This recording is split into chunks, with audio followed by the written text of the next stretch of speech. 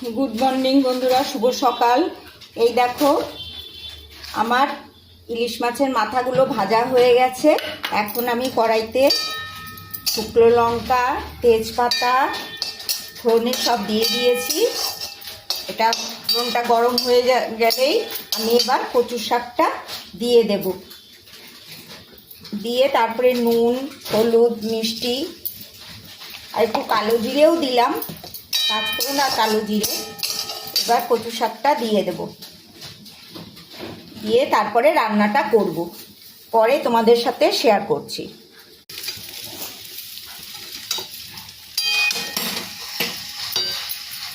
এই দেখো কচু শাকটা আমার রান্না হয়েই গেছে, তাই কমপ্লিট।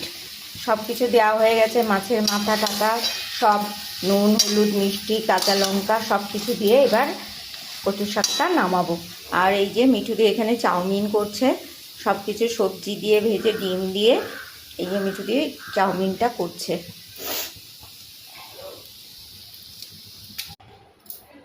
এই দেখো আজকে আমার দুপুরের মেনু রান্না হয়ে গেছে।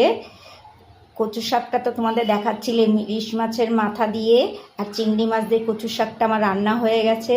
আর এই যে তেলাপিয়া মাছটা আমার রান্না হয়ে গেছে। আর মুসুর ডাল করেছি আর ইলিশ মাছ ভাজা করেছি। এই হয়েছে আমার আজকের দুপুরের মেনু। আর আজকে আমাদের বাজার থেকে নিয়ে এসছে, সকালের দিকে বাজারে গেছিলো তোমার দাদা। এই যে ইলিশ মাছ নিয়ে এসছে, ইলিশ মাছ, আর এই যে বড় বড় গলদা চিংড়ি নিয়ে এসছে। এই চিংড়ি মাছগুলো আর এই ইলিশ মাছগুলো নিয়ে এসছে তোমার দাদা বাজার থেকে। তোমাদের এই বন্ধুরা, তোমাদের এই ভিডিওটা যদি ভালো লাগে তাহলে পাশে থেকেও ভালোবাসা দিও, লাইক করো।